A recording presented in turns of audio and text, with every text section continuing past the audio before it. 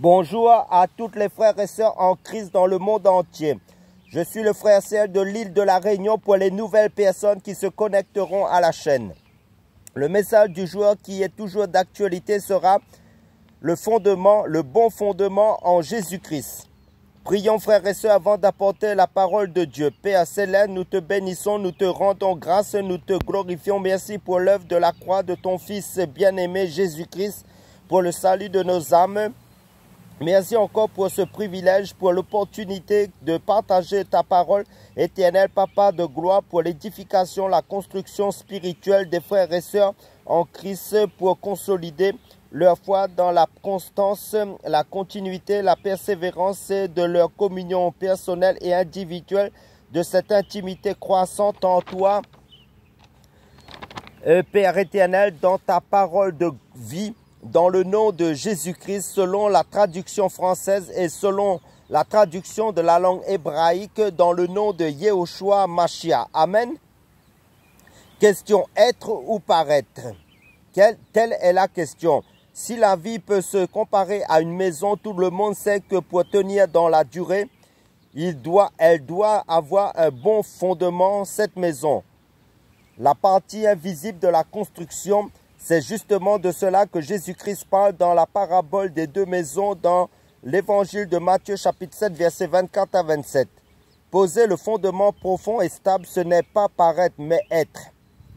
Alors même les imprévus et les épreuves de la vie ne peuvent la renverser. Donc, je vous invite rapidement à prendre vos Bibles. Nous faisons la lecture dans l'évangile de Matthieu chapitre 7. À partir du verset 24.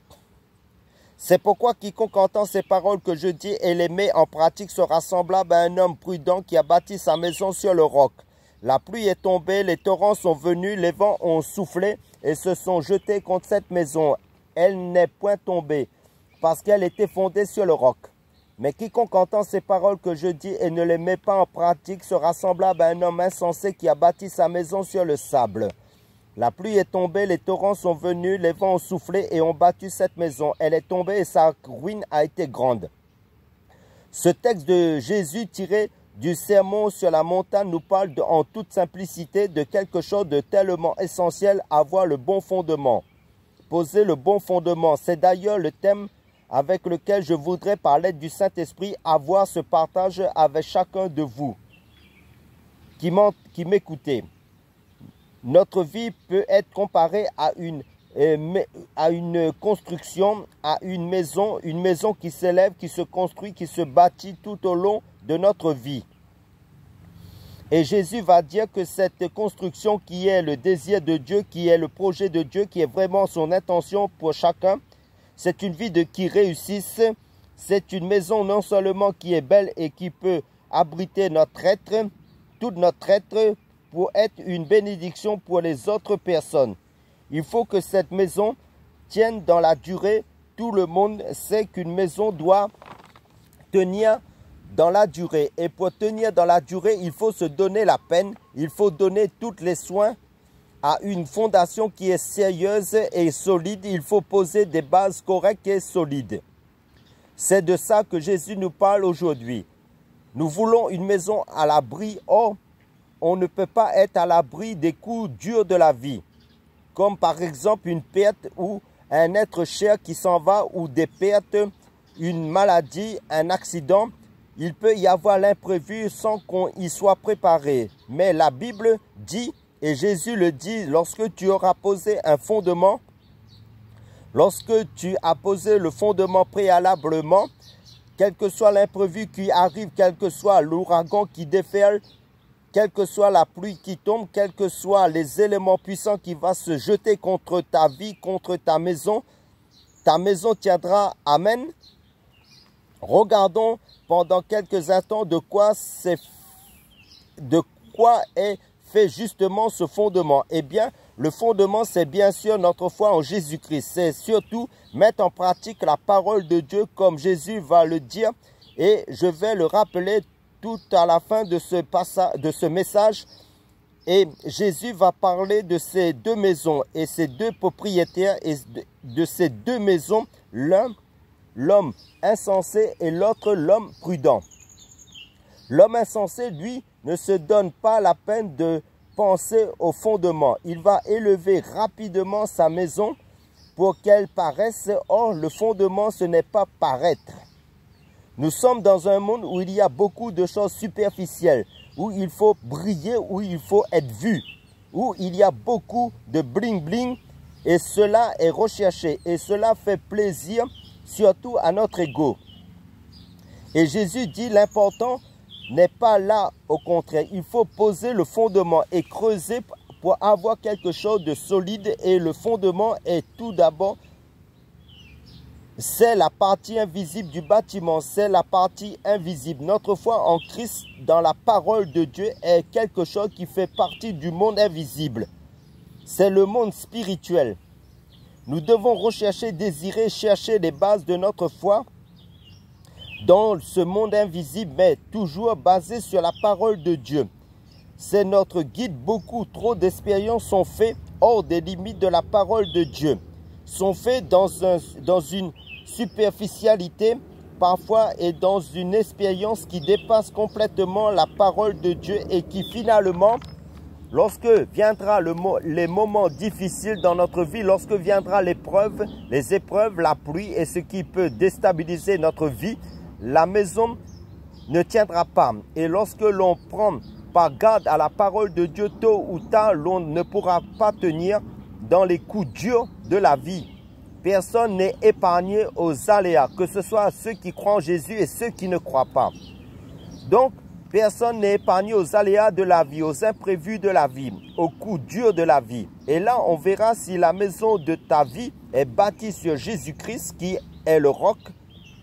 Et parfois, des vies s'écroulent du fait qu'ils n'ont pas pris garde à la parole de Dieu, à Jésus-Christ. Ces vies se sont écroulées pour ne pas se relever malheureusement. Donc le fondement, c'est la partie invisible qui doit être recherchée. Et le texte nous dit que, et le texte parallèle à l'évangile de Matthieu chapitre 7 se trouve dans l'évangile de Luc chapitre 6 verset 48, où il est dit, l'homme prudent n'est pas comme l'homme insensé, qui a élevé rapidement sa maison sans tenir compte, sans poser les fondements. L'homme prudent va creuser profondément et j'aimerais souligner ce que la Bible souligne, c'est profond aujourd'hui.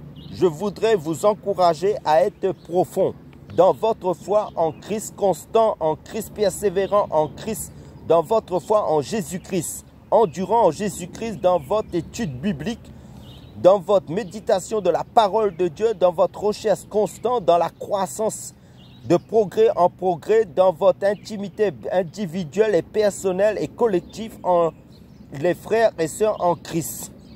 De plus en plus profond dans votre foi en Christ, dans votre vie de prière, dans votre engagement communautaire, en gros dans le fondement de la vie de disciple en Christ, dans la pratique de la parole de Dieu, constant à imiter notre Maître Jésus-Christ dans ses consignes, dans sa parole de vie qui est le fondement de la vie chrétienne.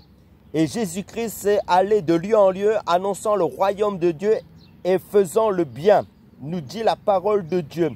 Parce que la Bible nous dit dans le livre d'Apocalypse chapitre 22 que celui qui est simple se sanctifie encore et que celui qui est juste pratique encore la justice, le fondement de la vie chrétienne, basé sur la parole de Dieu, dans sa parole de vie qui est le fondement de la vie chrétienne. Et le psaume chapitre 119, verset 105, nous déclare « Ta parole est une lampe à mes pieds et une lumière sur mon sentier. » Amen.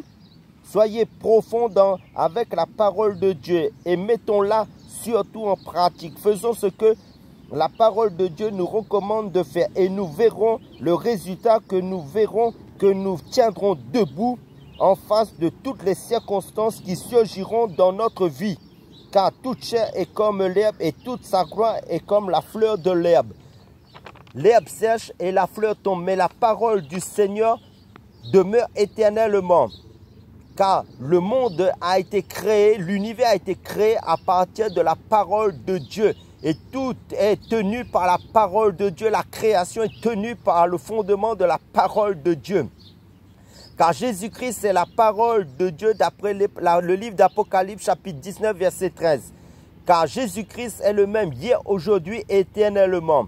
Et la lettre aux Romains chapitre 8 verset 37 à 39 nous dit formellement, mais dans toutes ces choses, nous sommes plus que vainqueurs par celui qui nous a aimés. Car j'ai l'assurance que ni la mort, ni la vie, ni les anges, ni les dominations, ni les choses présentes, ni les choses à venir, ni les puissances, ni la hauteur, ni la profondeur, ni aucune autre créature ne pourra nous séparer de l'amour de Dieu manifesté en Jésus-Christ notre Seigneur.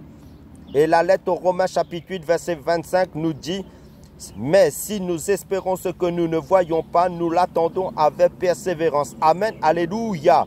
Soyez tous bénis dans cet enseignement sur le fondement en Jésus-Christ. Que Dieu vous bénisse tous abondamment dans le nom de Jésus-Christ. Amen.